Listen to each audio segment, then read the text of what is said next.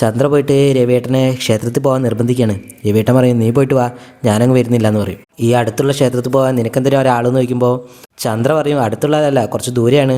അപ്പോൾ രവിയേട്ടൻ ചോദിക്കും, എന്തിനാ കുറേ ദൂരെ പോകുന്നു, വല്ല നേർച്ച ഉണ്ടോ എന്ന് ചോദിക്കും. സുധി ബിസിനസ്സൊക്കെ തുടങ്ങിക്കഴിഞ്ഞാൽ ഒരു നിലവിളക്ക് കൊടുക്കാമെന്ന് ഞാനൊരു നേർച്ച നേർന്നിരുന്നു എന്ന് പറയും. അവസാനം രവിയേട്ടൻ അത് സമ്മതിക്കാണ്. ഇത് കാണുമ്പോൾ ശ്രുതിക്ക് സന്തോഷവും. ശ്രുതി വന്നിട്ട് പറയും, സൂപ്പർ ആൻറ്റി, സൂപ്പർ എന്ന് പറയും. സച്ചി ഇറങ്ങാൻ നിൽക്കുമ്പോൾ അമ്മയും അച്ഛനും കൂടി അങ്ങോട്ട് വരികയാണ്. എങ്ങോട്ടാ പോകുന്നതെന്ന് ചോദിക്കുമ്പോൾ ക്ഷേത്രത്തിൽ പോകുന്ന കാര്യം പറയും. സച്ചി പറയും, അത് കുറേ ദൂരമല്ലേ, ഇവിടെ അടുത്ത് വേറെ ക്ഷേത്രമൊന്നുമില്ലേ, അതോ ഇവിടെയുള്ള ദൈവങ്ങൾക്കൊക്കെ ശ്രുതി അറിയാവുന്നതുകൊണ്ടാണോന്ന് ചോദിക്കും. ഇതെന്താ പെട്ടെന്നൊരു ക്ഷേത്ര ദർശനം, ഇതെന്തോ കള്ളത്തരമാണെന്ന് എനിക്ക് തോന്നുന്നത്. എന്തോ ഒരു പന്തികേടുണ്ടെന്ന് പറഞ്ഞ് സച്ചി ഉള്ളിലേക്ക് പോവാണ്. എല്ലാവരെയും എങ്ങനെയൊക്കെയോ പറഞ്ഞു വിട്ടു. ഈ സച്ചി എന്താ പോകാത്തത്, ഇനി പോകാതിരിക്കുമോ? ശ്രുതിക്ക് ആകെ കൂടെ ടെൻഷൻ തോന്നും. സച്ചി വന്ന് മോനോട് ഇങ്ങനെ സംസാരിക്കും. മോൻ ചോദിക്കും, ഞാനിവിടെ വന്നിട്ടായിരിക്കും. സച്ചി പറയും, നാളെ വന്നിട്ട് കൊണ്ടുപോകാമെന്ന് പറയും. മോൻ ചോദിക്കും, ബീച്ചിൽ കൊണ്ടുപോയിരിക്കും. സച്ചി പറയും, എവിടെ വേണേലും കൊണ്ടുപോകാമെന്ന് പറയും. പക്ഷേ അവിടെ നിന്ന് അങ്ങ് പോകാനിട്ട് ശ്രുതിക്ക് ദേഷ്യം വരിക. ശ്രുതി ഇങ്ങനെ മനസ്സ് പറയും, ഒന്ന് പോയി തൊലയിടാന്ന് പറയും. സച്ചി ഇറങ്ങുന്ന സമയത്ത് ഒരു കോള് വരും. ആ കോള് കഴിഞ്ഞിട്ട് സച്ചി മോൻ്റെ അടുത്തേക്ക് തന്നെ വരും. ശ്രുതിയുടെ അമ്മ എന്ത് പറ്റി സച്ചി എന്ന് ചോദിക്കുമ്പോൾ സച്ചി പറയും, ആ ട്രിപ്പ് ക്യാൻസലായി എന്ന് പറയും. സച്ചി പറയും, അതേതായാലും നന്നായി, നിങ്ങൾ രണ്ടുപേരും ഇവിടെ ഒറ്റയ്ക്ക് നിൽക്കണ്ടേ.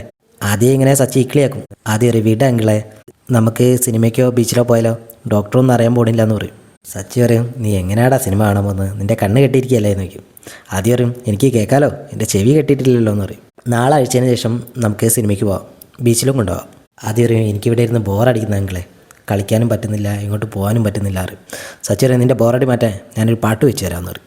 ഇതൊക്കെ കണ്ട് ശ്രുതി ഇങ്ങനെ പറയാണ്, ഇവനിന്ന് പോണ ലക്ഷണമല്ല, എങ്ങനെയും ഇവനെ പറഞ്ഞു വിട്ടേ പറ്റൂ. ശ്രുതി കൂട്ടുകാരിയെ വിളിച്ചു ചോദിക്കും, രേവതി അവിടെ എത്തിയെന്ന് ചോദിക്കും. ഇല്ലെന്ന് പറയുമ്പോൾ ശ്രുതി പറയും, അവൾ വന്നാൽ ഒറ്റയടിക്ക് വിടരുത് കേട്ടോ, അവളെ കുറച്ച് നേരം അവിടെ പിടിച്ചെടുത്തണം എന്ന് പറയും. കൂട്ടുകാരി പറയും, അവളിവിടെ വന്നാൽ ഞാൻ അവളോട് 2 പൂ കൂടി എക്സ്ട്രാ വേണമെന്ന് പറയും, അവളെ ഞാൻ കുറച്ച് നേരം എന്തായാലും ഇവിടെ പിടിച്ച് നിർത്തുമെന്ന് പറയും.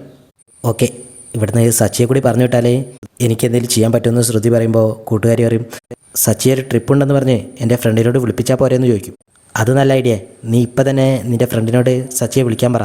സച്ചിക്ക് ആ സമയത്ത് വലിയൊരു ഓട്ടത്തിൻ്റെ കോൾ വരുമ്പോൾ സച്ചി പറയും, ദൂരെയാണല്ലോ, ഞാൻ വേറൊരു വണ്ടി വിടാമെന്ന് പറയും. ശ്രുതിയുടെ അമ്മ പറയും, വലിയ ഓട്ടാണ്, മോൻ തന്നെ പോയിക്കോ, ഞങ്ങളിവിടെ ഒറ്റയ്ക്ക് ഇരുന്നോളാന്ന് പറയും.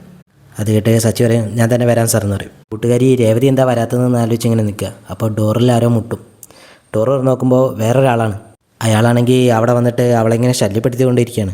അവൾ പറയും, പടത്തിൻ്റെ ഷൂട്ടിംഗ് ആകുമ്പോൾ ബീരാൻകനെ വിളിച്ചോളും, ഇപ്പോൾ പോയിക്കോളും എന്ന് പറയും.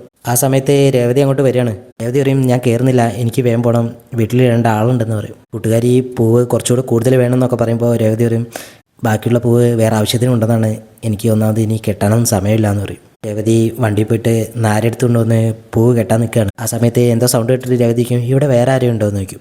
കൂട്ടുകാരി ഇവിടെ ആരും ഇല്ലയെന്ന് പറഞ്ഞെങ്കിലും രേവതി അറിയാം, അല്ല ആരോ ഉണ്ട്, ചൂളംവിളി ഞാൻ ഇപ്പോൾ കേട്ടതേ ഉള്ളൂ എന്ന് പറയും. അത് കേട്ടിട്ട് കൂട്ടുകാരിക്ക്